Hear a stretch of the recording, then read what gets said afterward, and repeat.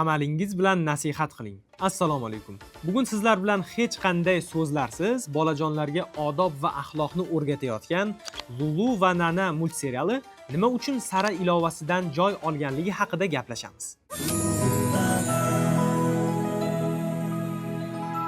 So'zimiz boshida aytib o'tganimizdek, amal bilan nasihat qilish gaplar orqali nasihat qilishdan ko'ra ancha samaraliroqdir.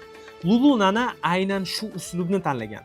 Ularda deyarli hech qanday dialoglar yo'q. Faqatgina ikki qahramonning bir ish ustida bosh qotirishi, bir-biri bilan bahslashishi, ishni bajarishi natijalari vizual ko'rinishda ko'rsatiladi.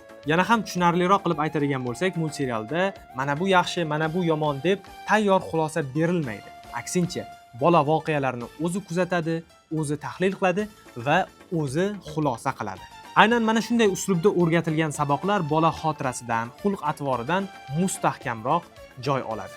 Lulu Nana ekologiya, texnologiya va shunga o'xshash kundalik hayot bilan bog'liq bo'lgan mavzularni qiziqarli va sodda uslubda yetkazadi. Natijada bolajonlarda atrofdagi olamni o'rganishga nisbatan qiziqish ortadi.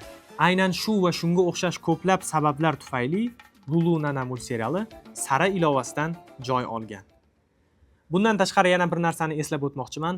Lulu Nana multserialini ishlab chiqqan Lola Animation bundan bir necha yillar oldin animatsiya va multfilmga qiziquvchi yoshlarni to'plab, ulardan yetuk mutaxassis kadrlar tayyorlashdi va mana shu multfilmlarni aynan shu yoshlar jamoasi bilan birgalikda tayyorladi.